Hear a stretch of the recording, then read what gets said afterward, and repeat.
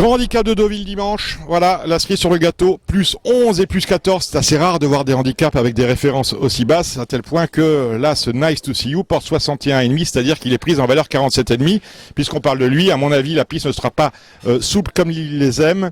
Il a montré ses limites à ce niveau, même s'il avait déjà bien couru sur la ligne droite l'année dernière, mais ça va être un peu compliqué en dépit de la forme insolente de la casaque qu'il porte. En fait, j'ai décelé 3 bases dans cette épreuve. Tout d'abord, le numéro 6, Valek, vous le connaissez bien. Il a gagné son quintet lors de son avant-dernière sortie. Je crois que c'était à Longchamp. Il aime les parcours qui roulent. 1600 mètres ligne droite, ça va lui aller comme un gant. Il va attendre, il va finir. On peut en faire un premier choix. Attention aux 12 Cayenne, une femelle de 6 ans qu'on connaît bien aussi à ce niveau-là. La ligne droite ne va pas les déranger. La distance, c'est en plein son truc. Là encore, le terrain lui est indifférent. Belle possibilité, bon numéro à la corde, elle est capable de faire un truc associé à Stéphane Pasquier. On note qu'elle tourne autour, elle est régulièrement dans les 3 premiers lors de ses 5 dernières sorties, donc c'est une belle possibilité. Et attention, numéro 13, Gourel, que l'on munit de hier pour l'occasion. C'est la meilleure chance, l'une des meilleures chances du week-end de l'écurie de Gérard-Augustin Normand.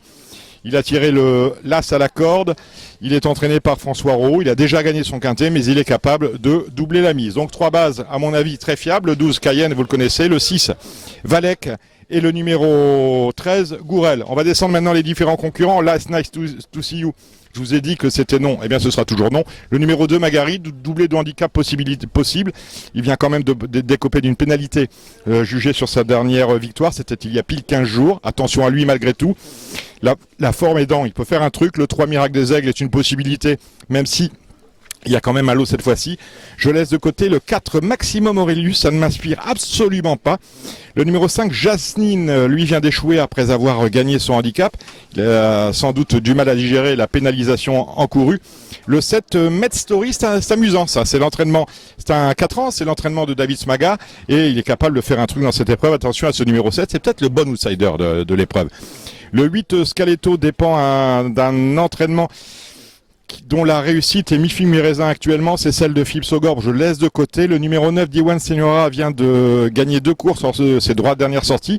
Il ne tient pas dans sa peau, c'est une possibilité éventuelle. Le numéro 10, Rominou, vient d'échouer alors qu'on s'attendait à le voir gagner pour la 3e fois. Attention à lui, parce que lors de son avant-dernière sortie, il avait gagné en 3 foulées. À mon avis, il en a encore sous la pédale, il a encore de la marge, il est capable de faire un truc, c'est là encore un bel outsider. J'ai laissé de côté le numéro 11, Body Sculpt, quoique, 4e, 5e, on peut pas lui interdire.